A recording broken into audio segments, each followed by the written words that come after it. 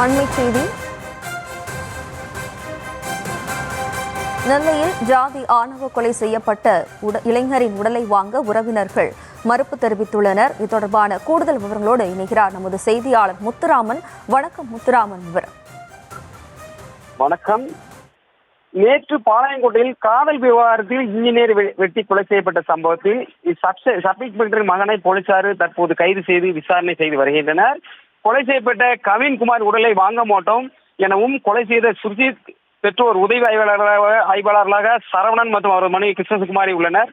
அவர்களை பணியிட நீக்கம் செய்ய வேண்டும், அதேபோல் அவர்களை கைது செய்ய வேண்டும் என கோரிக்கைகளை வலியுறுத்தி தற்பொழுது திருநெல்வேலி பாளையங்கோட்டை அரசு மருத்துவமனை உடல் ஆய்வு வைக்கப்பட்ட நிலையில் உடலை நாங்கள் வாங்க மாட்டோம், செய்தாதான் வாங்கும் என தூத்துக்குடி மாவட்டத்தில் உள்ள ஆறுமுகமங்கலம் ஏரல் தாலுகா உட்பட்ட ஆறுமுகமங்கலத்தில் அவர்களுடைய வீட்டில் உறவினர்கள் அனைவரும் நாங்கள் இந்த கோரிக்கையை கைது செய்தால்தான் உடலை வாங்கும் என அவர்களுடைய குடும்பத்தார் அனைவரும் சோகத்தில் முன்னிறும் காட்சிகளை பார்க்க முடியும்.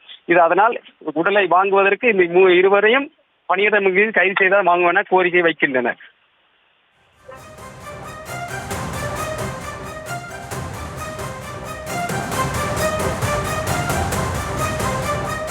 நெல்லையில் ஜாதி ஆணவ கொலை செய்யப்பட்ட இளைஞரின் உடலை வாங்க மறுத்து உறவினர்கள் போராட்டம் நடத்தி வருகின்றனர். தொடர்பான கூடுதல் விவரங்களுக்கு நன்றி.